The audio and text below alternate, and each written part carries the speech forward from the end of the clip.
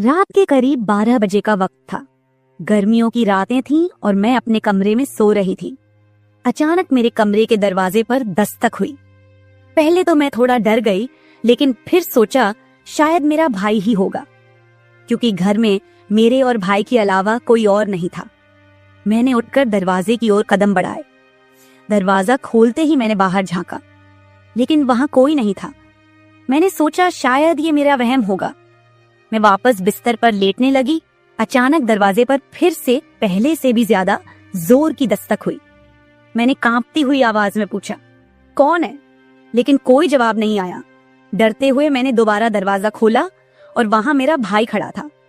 उसने मुझसे कहा, क्या हुआ दीदी, इतनी घबराई हुई क्यों लग रही हो? वो मुझे आज कुछ अजीब सी नजरों से देख रहा था। मैंने सोचा शायद मैं ही ज्यादा सोच रही हूँ, लेकिन मुझे क्या पता था कि उस रात कुछ ऐसा होने वाला था जिसने मेरी पूरी जिंदगी को बर्बाद कर दिया, जिसे मैं चाहकर भी कभी भूल नहीं पाई। अब मैं आपको अपनी जिंदगी का वो सच बताने जा रही हूँ जिसे मैंने आज तक सबसे छुपा कर रखा था।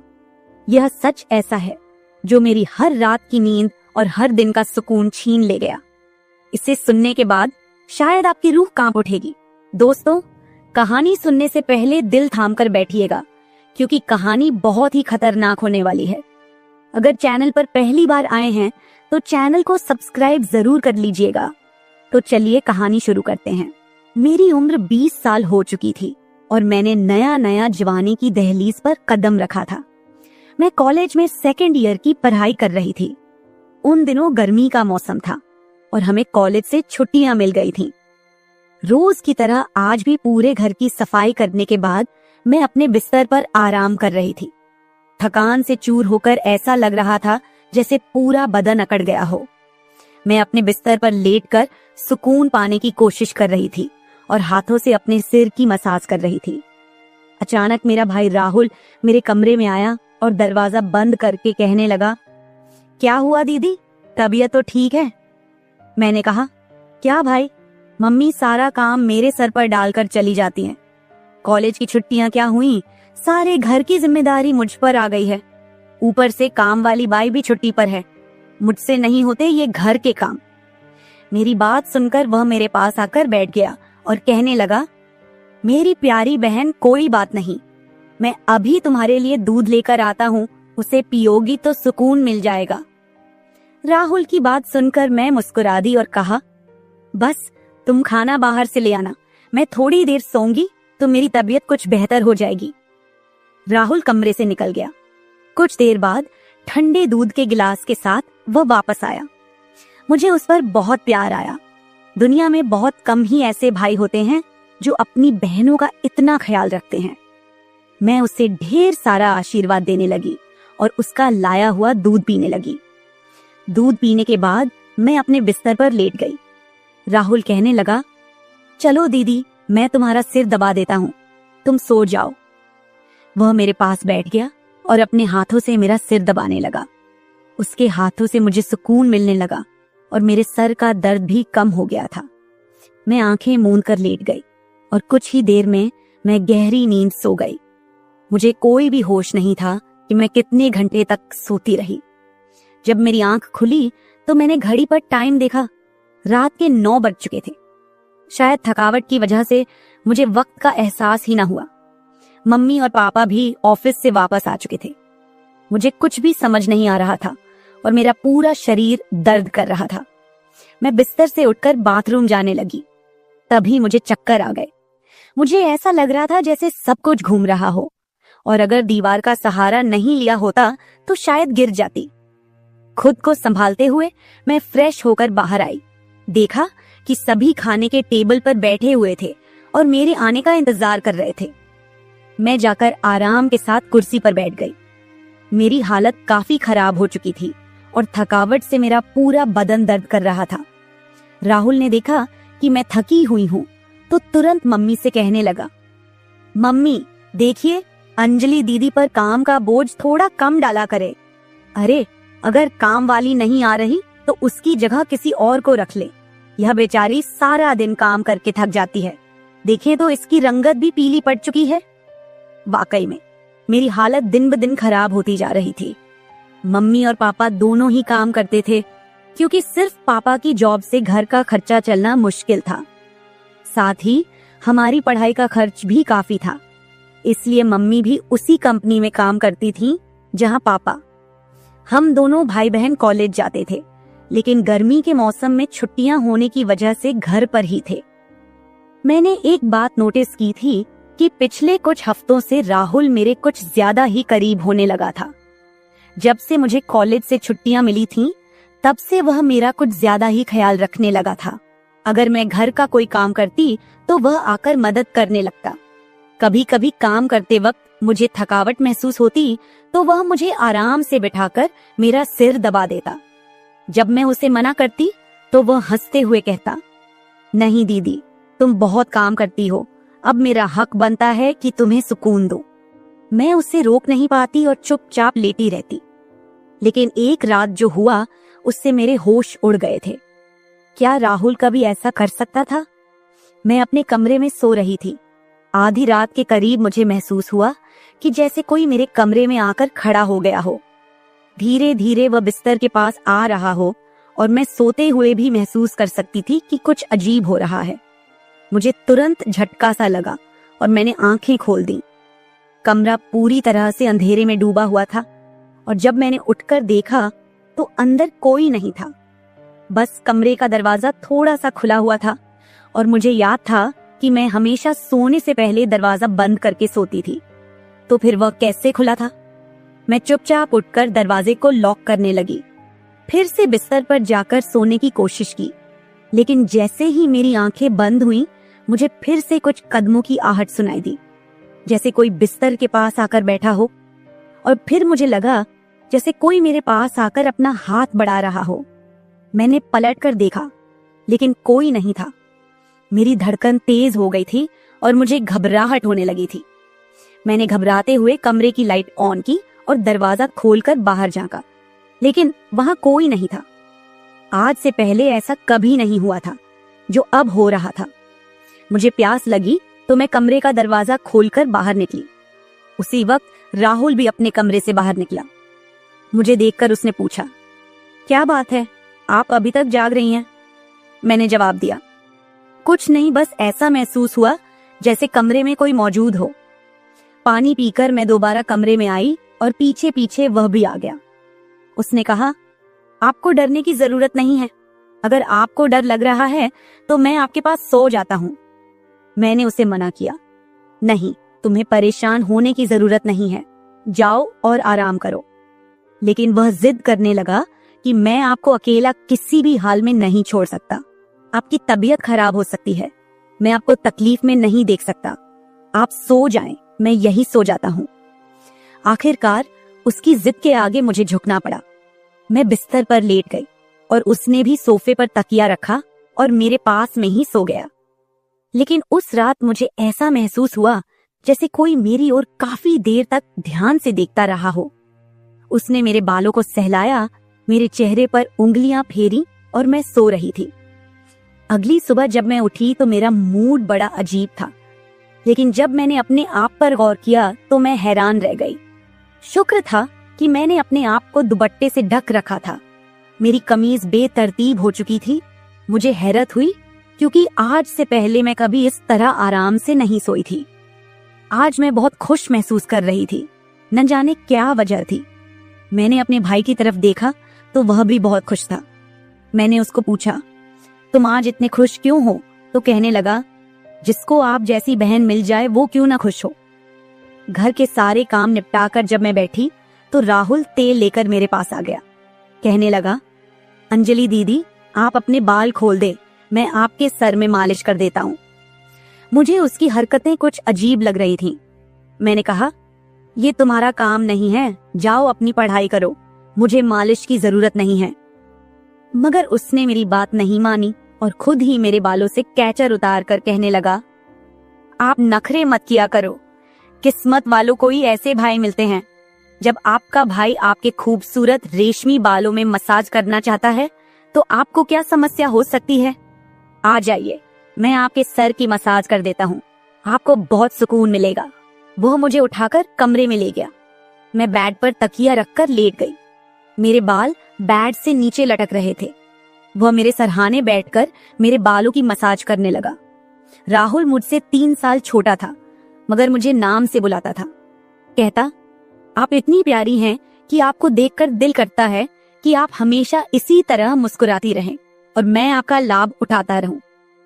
वह मेरे सिर की मालिश कर रहा था और उसके हाथों में जैसे जादू था। मुझे इतना मजा आया कि मैं नींद की वादियों में खोने लगी। तेल की खुशबू भी बहुत जबरदस्त थी। तेल की हल्की हल्की महक कमरे में फैल चुकी थी। मैंने उत्सुकतावश उससे पूछा, ये तेल कौन सा है? उसने मुस्कुराते हुए जवाब दिया, ये एक खास तेल है जो आपकी सुंदर जुल्फों को और भी चमकदार बनाएगा। आपके बालों की खास देखभाल के लिए ही लाया हूँ। उसकी बातें मुझे बहुत अजीब सी लग रही थी। मैं समझ नहीं पाती थी कि वह किस तरीके से बात कर रहा है। मालिश के दौरान कब मुझे नींद आ गई, पता ही नहीं चला। कुछ समय बाद जब मेरी आंख खुली तो मेरे पूरे बदन में भारीपन महसूस हो रहा था।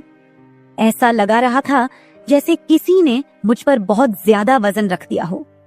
मेरी टांगों और हाथों में अजीब सा दर्द था, मानो घंटों तक मैं किसी भारी बोझ के नीचे रही हूं। पूरे बदन में दर्द सरायत कर रहा था। मैं धीरे धीरे उठकर बैठी और चारों तरफ नजर दौड़ाई। मेरे कपड़े हल्के हल्के गीले हो गए थे और पंखा भी बंद था।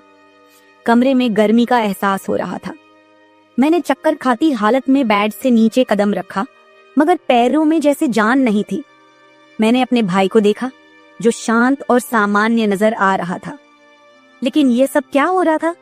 मुझे समझ नहीं आ रहा था कि आखिरकार ऐसा क्यों हो रहा है। बड़ी मुश्किल से खुद को घसीटते हुए मैं बाथरूम पहुंची और फ्रेश होकर आई। आईने में अपनी हालत देखी तो ऐसा लगा जैसे मैं पूरी रात सोने की बजाय किसी मेहनत वाले काम में जुटी रही हूं। जब मैं कमरे से बाहर निकली तो मुझे हल्की हल्की फुसफुसाने की आवाजें सुनाई दी। ऐसा लगा जैसे कोई किसी से बातचीत कर रहा हो। घर में मेरे और राहुल के अलावा कोई नहीं था। फिर वह किससे बात कर रहा था? प्यास लगने के कारण मैं पहले किचन में पानी पीने गई, लेकिन तब तक आवाजें आनी बंद हो चुकी थीं। जैसे ही मैं किचन के दरवाजे के पास पहुंची, राहुल बैठक से बाहर निकलता दिखा। उसके हाथों में कई नोटों के बंडल थे और उसके चेहरे पर एक अजीब सी मुस्कान थी। मेरे माथे पर बल पड़ गए। उसने जैसे ही मुझे देखा चौंक गया। कहने लगा, दीदी आप उठ गईं। मैंने बिना जवाब दिए धीरे धीरे उसके करीब जाकर पूछा, ये पैसे कहां से आए? वह हड़बड़ा गया और तुरंत उन्हें अपनी जेब में डालने की कोशिश करने लगा। मैंने उसका हाथ पकड़कर उन पैसों को बाहर निकाला और सख्ती से पूछा, सच सच बताओ, इतने पैसे तुम्हारे पास कैसे आए? वह घबरा गया और कहने लगा, प्लीज पापा को मत बताना। ये पैसे पापा के एक दोस्त ने पुराने कर्ज के रूप में लौटाए हैं। मैंने सोचा था कि इनसे मोबाइल खरीद लूंगा। उसकी बात सुनकर मेरा गुस्सा 7वें आसमान पर पहुंच गया। मैंने उसे डांटते हुए कहा, क्या तुम्हें घर की हालत का जरा भी अंदाजा नहीं है? मम्मी पापा दोनों इतनी मेहनत कर रहे हैं और तुम इन पैसों से मोबाइल खरीदने की सोच रहे हो। उसने शर्मिंदा होकर पैसे मुझे थमा दिए। मैंने वो पैसे रात को पापा को दे दिए। उस रात राहुल ने मुझसे एक भी बात नहीं की और जल्दी सोने चला गया।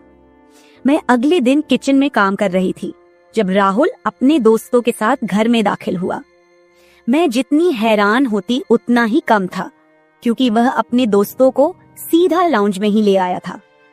उस वक्त मैं दुपट्टा उतारकर बर्तन साफ कर रही थी। जब वह सब हंसते हुए अंदर आए, मैंने तुरंत दुपट्टा ऊपर लिया और फिर राहुल को समझाने लगी कि यह क्या तरीका है? तुम जानते हो इस वक्त मम्मी पापा घर नहीं हैं, फिर भी इन लोगों को घर ले आए हो। राहुल मुस्कुराते हुए बोला, दीदी ये घर मेरा भी है और आपको कोई दिक्कत नहीं होनी चाहिए। वैसे भी ये मेरे खास दोस्त हैं, आप उनके लिए खाना बना दें। वह मुझसे काफी नाराज हो चुका था, मगर अब मैं क्या करती? खाना तो बनाना जरूरी था। मैंने मजबूर होकर खाना तैयार किया और टेबल पर लगा दिया। मैंने गौर किया कि उसके दोस्त बार बार मुझे घूर कर देख रहे थे। वे सभी राहुल की उम्र से बड़े थे और अजीब तरीके से घूर रहे थे, जैसे कच्चा ही खा जाएंगे। मैं तुरंत अपने कमरे में चली गई और दरवाजा बंद कर लिया। उनके जाने के बाद मैंने राहुल से कड़े शब्दों में कहा, दोबारा तुम्हारे दोस्त इस घर में नजर न आए, नहीं तो मैं मम्मी पापा को सब बता दूंगी। राहुल ने कुछ पल मेरी ओर देखा और फिर मुस्कुराते हुए बोला, ठीक है, वो नहीं आएंगे, लेकिन आप मम्मी पापा को कुछ मत बताइए। मुझे राहुल की हरकतें कुछ मुश्किल सी लगने लगी थी, क्योंकि वह मुझे अजीब तरह से देखने लगा था। उस रात मैं बिस्तर पर लेटी थी और आराम करने की कोशिश कर रही थी। अचानक मैंने महसूस किया कि मेरे पैरों पर किसी का हाथ था। मैं हड़बड़ाकर उठी और देखा कि राहुल मेरे पैरों को अपनी गोद में रखकर मसाज कर रहा था। मैंने उससे ऐसा करने से मना किया, मगर वह कहने लगा, मैं जो कर रहा हूँ मुझे करने दे। इस घर में एक मैं ही हूँ जिसे आपकी इतनी फिक्र है। मम्मी पापा को तो बस अपने काम की पड़ी रहती है। खैर, मैं भी थक चुकी थी। आंखें बंद की और सोने लगी। राहुल के हाथों मसाज करवाने से मैं नींद की गहराई में खोने लगी थी, मगर जब मेरी आंख खुली तो मेरे होश उड़ गए। मेरा सर बुरी तरह चकरा रहा था। बिस्तर की चादर बिल्कुल बेतरतीब हो चुकी थी। बिस्तर पर एक पुरुषों की शर्ट और परफ्यूम रखा हुआ था। यह सामान किसका था? मैं तो कुछ भी बोल नहीं सकी। सर में इतनी तेज दर्द था कि मैं दोबारा बिस्तर पर गिर गई, जैसे मैं पूरी तरह होश में नहीं थी। मुझे अब समझ में आने लगा था कि जब भी मेरा भाई उस तेल से मेरे सर की मसाज करता था तो मुझे इतनी गहरी नींद क्यों आ जाती थी। मुझे पास में किसी की फुसफुसाहट सुनाई दे रही थी, मगर कौन बोल रहा था यह मैं पहचान नहीं सकी। मुझे तो बस राहुल की आवाज सुनाई दे रही थी। ऐसा लग रहा था जैसे वह मेरे कमरे में मौजूद हो और मुझे उठाने की कोशिश कर रहा हो, लेकिन मैं कुछ भी साफ नहीं देख पा रही थी। कुछ देर बाद जब मेरी आंख खुली तो सारा दृश्य मेरी नजरों के सामने घूमने लगा। मैंने सबसे पहले बेड की तरफ देखा, जहां शर्ट और परफ्यूम पड़े थे, मगर अब वहां कुछ भी नहीं था। आज फिर मेरी हालत बड़ी अजीब थी। मैं बच्ची तो नहीं थी जो ये सब कुछ समझ ना पाती। घर में मेरे और राहुल के अलावा और कोई नहीं था। फिर मेरे सोने के बाद ऐसा क्या होता था कि मेरा पूरा शरीर पानी से नहला दिया गया हो? सिर्फ इतना ही नहीं, मेरा शरीर दर्द से चूर था और रंगत भी बिल्कुल पीली हो चुकी थी। दिन ब दिन मैं कमजोर होती जा रही थी। उस दिन भी राहुल मेरे करीब आने की कोशिश कर रहा था, मगर मैं बहाना बनाकर अपने कमरे में आ गई थी। दिमाग में अजीब से विचार आने लगे थे। तबीयत भी काफी खराब थी। माँ ने मेरी हालत देखकर पूछा, क्या बात है, तुम ठीक नहीं लग रही हो? मैंने कुछ नहीं कहा। माँ ने कहा कि अगले दिन वे मुझे डॉक्टर के पास ले जाएंगी। उस रात मैं बार बार उठ रही थी और ठीक से सो नहीं पाई। अगले दिन मेरे मम्मी पापा रोज की तरह अपने काम पर चले गए थे। उन्हें शायद मेरी परवाह नहीं थी। मैं खुद ही डॉक्टर के पास गई, जहां अल्ट्रासाउंड में पता चला कि मैं पेट से हूं। मेरे तो पैरों तले जमीन खिसक गई। आखिर यह सब मेरे साथ कौन कर सकता था? राहुल मेरा भाई था, लेकिन फिर मेरे दिमाग में यह बात आई कि वह मेरा सौतेला भाई है। वो माँ की दूसरी शादी से हुआ था, जबकि मैं उनकी पहली शादी की औलाद थी। इस तरह की बातें मुझे गलत सोचने पर मजबूर कर रही थीं। समझ नहीं आ रहा था कि कैसे अपने माँ बाप को यह बात बताऊं। राहुल मेरा सौतेला भाई जब मेरे पास बैठता तो कभी मेरा हाथ पकड़ता तो कभी मेरे गाल खींच देता। उसकी हरकतें मुझे परेशान कर रही थीं, लेकिन मैं उसको कुछ कह नहीं पा रही थी। मेरे दिमाग में यही सवाल गूंज रहे थे कि आखिरकार मेरे साथ ऐसा कौन कर सकता है। फिर मैंने एक दिन अपने कमरे में मोबाइल का कैमरा फिट करके रख दिया ताकि सच्चाई सामने आ सके। उस दिन हमारे माता पिता घर पर नहीं थे। राहुल फिर से मेरे पास आया और मेरे सिर की मालिश करने लगा। मैंने पूरी कोशिश की कि मैं ना सोऊं, लेकिन वह तेल इतना अजीब था कि मैं उसकी खुशबू से बेहोश हो गई। 1 घंटे बाद जब मेरी आंखें खुली तो माँ पापा घर लौट चुके थे। मैंने सबसे पहले कैमरे की रिकॉर्डिंग देखी। जो कुछ मैंने देखा वह मेरे होश उड़ा देने के लिए काफी था। राहुल मेरे कमरे में अपने दोस्तों को लाता था जो मेरे साथ बुरा व्यवहार करते थे। फिर अपना काम पूरा करने के बाद वे राहुल को पैसे देते और चले जाते। जब मुझे इस सच का पता चला तो मैं पूरी तरह से टूट गई। मैं गुस्से में अपने कमरे से बाहर आई और राहुल का गिरेबान पकड़कर मैंने उसे थप्पड़ मारने शुरू कर दिए। मेरी चीख सुनकर मम्मी पापा भी वहां आ गए। पापा ने मेरा हाथ पकड़ लिया और गुस्से में कहने लगे, क्या हो गया है? तुम इसे क्यों मार रही हो? होश में हो? क्या पागल हो गई हो? क्यों मार रही हो इसे? मैंने रोते हुए वीडियो दिखा दी कि यह जलील इंसान मेरे साथ क्या कर रहा था। वीडियो देखते ही माँ बेहोश होकर जमीन पर गिर गई। ये देखकर पापा को भी बहुत ज्यादा गुस्सा आया। उन्होंने राहुल को गुस्से में पकड़ लिया और उसे बुरी तरह पीटना शुरू कर दिया। उसके मुंह और नाक से खून बह रहा था। राहुल ने गुस्से में कहा, मैंने इसे कभी भी अपनी बहन समझा ही नहीं। मुझे पैसों की जरूरत थी। लोग इसके लाखों रुपए देने को तैयार थे। मुझे अपनी जरूरतें पूरी करनी थी, इसलिए मैंने यह कदम उठाया। मैं अपने कानों पर हाथ रखकर बस रोए जा रही थी। पापा ने उसे इतना मारा कि वो लहूलुहान हो गया, लेकिन जैसे तैसे खुद को छुड़ाकर वह घर से भाग गया और फिर कभी उस घर में वापस नहीं आया। इस हादसे को मेरे लिए भूल पाना तो दूर, इसे याद करते हुए आज भी मेरी रूह कांप जाती है। भाई वही होता है जो आपके सगे खून का हो। किसी भी अनजान मर्द के सहारे अपनी बेटी को छोड़ना बहुत बड़ी भूल हो सकती है, क्योंकि कुछ शैतानी सोच रखने वाले लोग हर वक्त इस ताक में रहते हैं कि कब किसी मासूम की इज्जत से खिलवाड़ करें।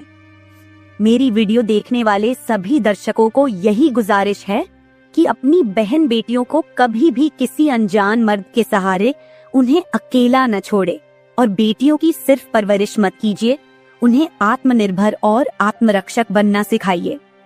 इस सारे मामले में आपको किसकी गलती लगती है?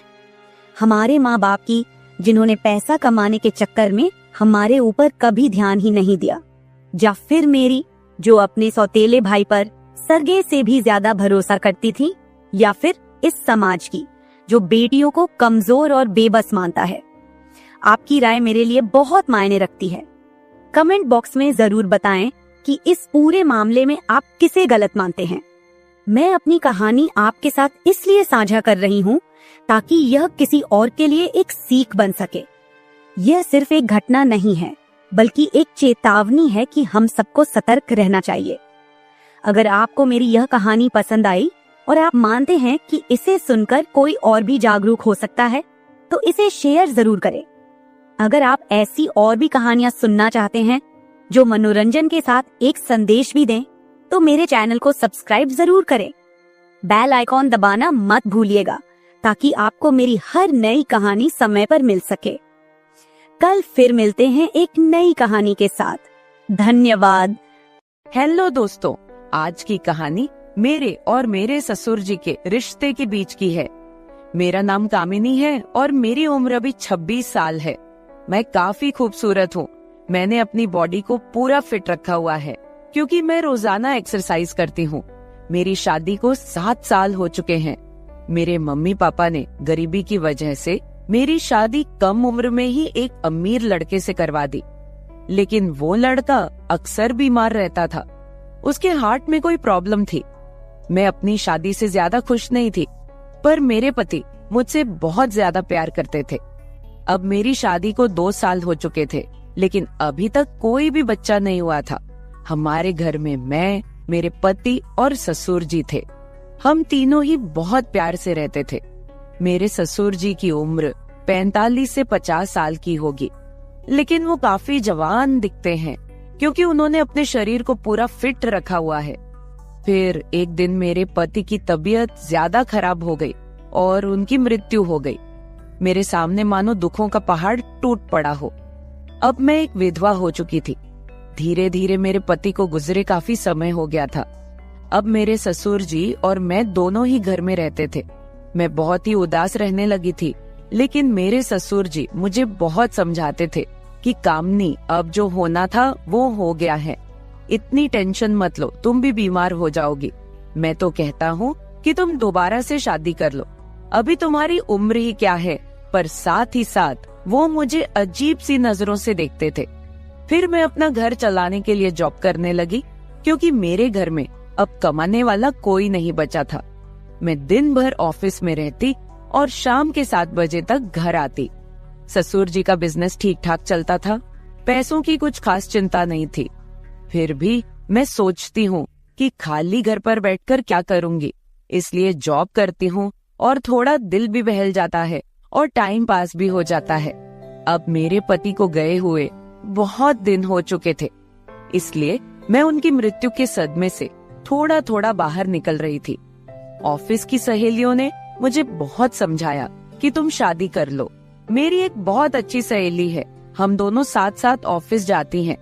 एक दिन ऑफिस से निकलते वक्त मेरी सहेली ने मुझे घर पर बुलाया, क्योंकि मेरे ऑफिस और घर के बीच ही मेरी सहेली का घर है। तो मैं उसके घर चली गई। हमने चाय पी और फिर इधर उधर की थोड़ी बातें की। मेरी सहेली ने कहा कि क्या तुझे पता है ऑफिस में क्या चल रहा है? मैंने कहा नहीं यार, मुझे उससे क्या फर्क पड़ने वाला है, वैसे भी तो मैं ऑफिस में अपना मन बहलाने के लिए ही जाती हूँ। फिर मेरी सहेली बोली, फिर तू सुन ले, हमारे ऑफिस में सभी लोग एक दूसरे से मिलकर रहते हैं और किसी को भी कोई समस्या हो वो सभी मिलकर सुलझा लेते हैं। देखो, जो काम वाली आंटी है वह विधवा हो चुकी है, लेकिन ऑफिस के लोगों ने मिलकर उनकी शादी करवा दी है। अब वह बहुत खुशी खुशी रहती है और उनका भी एक सहारा बन गया है। मैंने उसकी बातों पर ज्यादा ध्यान नहीं दिया और वहाँ से अपने घर चली आई। मैं थोड़ा थोड़ा अपनी सहेली की बातों को समझ रही थी कि वो मुझे शादी करने के बारे में बोल रही है। फिर मैंने घर आकर ससुर जी को खाना बनाकर दिया और खुद भी खाना खाया। मैं अपने कमरे में बैठी थी, मुझे नींद नहीं आ रही थी। सुबह के लगभग 10 बज रहे थे। आज रविवार था, मुझे ऑफिस नहीं जाना था। तभी मेरे दिमाग में मेरी सहेली के मुंह से सुनी हुई बातें चलने लगी। मैं सोच सोचकर परेशान सी होने लगी। फिर मेरे दिमाग में कुछ आया और मैं अपने ससुर जी के कमरे की ओर चली गई। जब मैं अपने ससुर जी के रूम में गई तो उनके हाथ में एक किताब थी। मुझे देखकर उन्होंने किताब को तकिए के नीचे रख दिया। मैंने देख लिए था कि ससुर जी कौन सी किताब देख रहे हैं। मैंने कहा, ससुर जी आप क्या पढ़ रहे हो? वह बोले, कुछ नहीं बहू, किताब देख रहा था बस। बताओ क्या बात है? मैं बोली, कुछ नहीं ससुर जी, मुझे आपसे कुछ जरूरी बात करनी है। उन्होंने कहा, हाँ बहू कहो, क्या बात करनी है? मैंने कहा, ससुर जी बात थोड़ी अजीब है, मैं सोच रही थी कि आपसे कहूँ कि नहीं। उन्होंने कहा, अरे पहले तुम बोलो तो सही, क्या बात है? ऐसा कभी हुआ है कि तुमने कभी मेरे से कुछ मांगा हो और मैंने तुम्हें लाके ना दिया हो? तुम मेरा इतना ख्याल रखती हो, जो भी बात है खुलकर बोलो। फिर मैंने हिम्मत करके ससुर जी को बोला कि अब मेरे पति की मृत्यु को 2 साल होने को आए हैं। उनकी मृत्यु के बाद से मैं बड़ी मुश्किल से सदमे से बाहर आई हूँ। अभी मैं घर से बाहर जाती हूँ तो मुझे बड़ी दिक्कत होती है। आपको तो पता ही है कि विधवा औरत की तरफ लोग कैसी नजरों से देखते हैं और उसके बारे में लोग कैसी सोच रखते हैं। आपने मुझे बहुत बार बोला है कि तुम शादी कर लो। मैं चाहती हूँ कि आप मेरे लिए एक पति की खोज करो, क्योंकि अकेले मेरी जिंदगी मुझसे नहीं निकाली जा रही। मैं भी चाहती हूँ कि मेरा भी कोई जीवन साथी हो जो मेरे सुख दुख की बात करे और मुझे बहुत ज्यादा प्यार करे। आपको पता है, एक औरत की कई जरूरतें होती हैं जो सिर्फ पति ही पूरी कर सकता है। बाकी आपको पता ही है कि मेरे माँ बाप तो इतने गरीब हैं कि उन्होंने पता नहीं एक बार मेरी शादी कैसे कर्ज उठाकर की है। मैं अब उनको कोई तकलीफ नहीं देना चाहती। अब मेरे लिए तो आप ही सब कुछ हो। मैं बड़ी हिम्मत करके आपसे ये बात कह रही हूँ।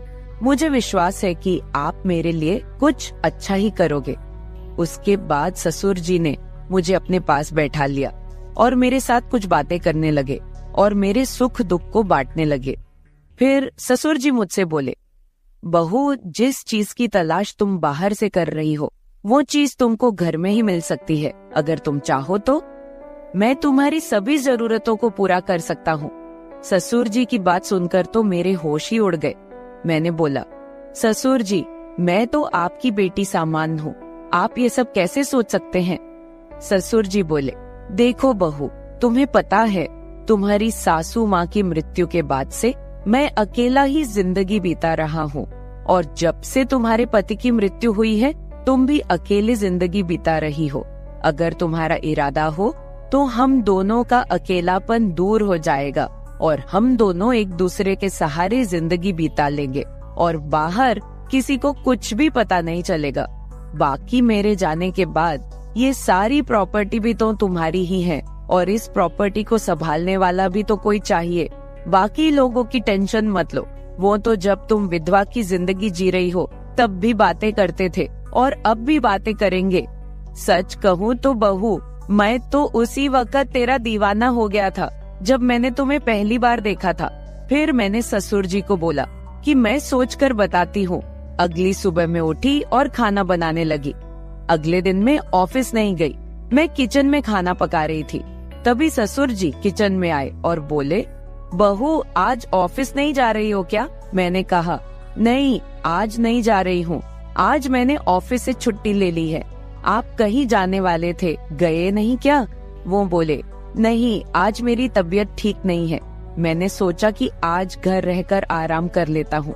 कुछ देर के बाद घर में कुछ मेहमान आ गए। हम लोग मेहमानों के आदर सत्कार में लग गए। मैंने उनसे हालचाल पूछा और उन लोगों से ढेर सारी बातें की।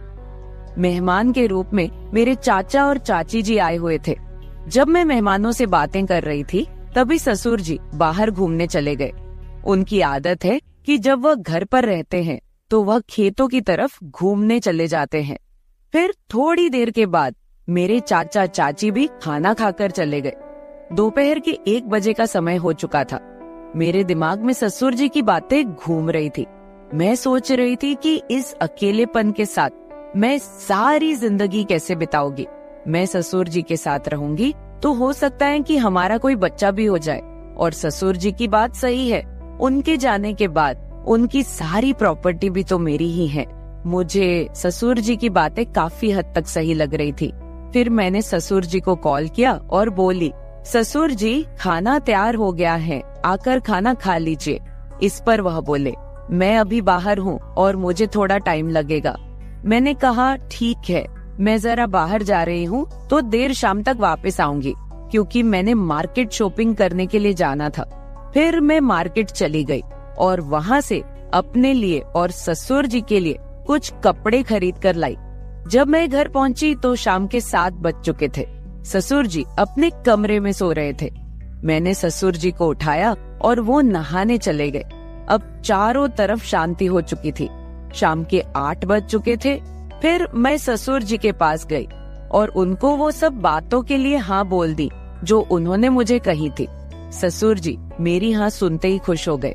फिर मैं उनके साथ, उसके बाद तो आप समझ ही सकते हैं, जो होना था वो हो गया। मैंने ससुर जी को फिर से अपनी ख्वाहिश बताई और ससुर जी ने मेरी ख्वाहिश पूरी कर दी। हम दोनों ने 1 से 2 घंटे तक एक दूसरे से वो सब बातें की और सारा काम किया। इस तरह से हम दोनों ससुर बहू काफी खुशी खुशी पति पत्नी की तरह रहने लगे। अब मुझे किसी भी चीज की दिक्कत नहीं होती, क्योंकि अब मुझे कहीं भी जाना होता है तो मैं ससुर जी के साथ चली जाती हूँ और हम खूब एंजॉय करते हैं। कुछ दिन बीत जाने के बाद ससुर जी बोले, कामिनी अब तुम मेरे बिजनेस के बारे में सारा कुछ समझ लो और खुद सारा बिजनेस संभाल लो। फिर मैंने जॉब छोड़कर ससुर जी का सारा बिजनेस खुद संभाल लिया। अब हम दोनों पति पत्नी के जैसे रहने लगे हैं। मैं ससुर जी की हर बात का ख्याल रखती हूँ और वो भी मेरी हर बात का ख्याल रखते हैं। कुछ देर के बाद हमारे घर बच्चा भी हो गया और हमारी जिंदगी काफी अच्छे से चल रही है, क्योंकि ससुर जी ने मेरी हर कमी को पूरा कर दिया है। हमें दुनिया की कोई परवाह नहीं है, कोई कुछ भी बोले, हम लोग अपने घर खुश हैं। तो मेरे प्यारे दोस्तों, अगर आप लोगों को मेरी ये कहानी पसंद आई हो तो चैनल को सब्सक्राइब जरूर कर ले और बेल नोटिफिकेशन ऑन कर ले। एक प्यारा सा कमेंट करके बताएं कि आपको मेरी स्टोरी कैसी लगी। कल मिलेंगे एक और वीडियो के साथ। धन्यवाद।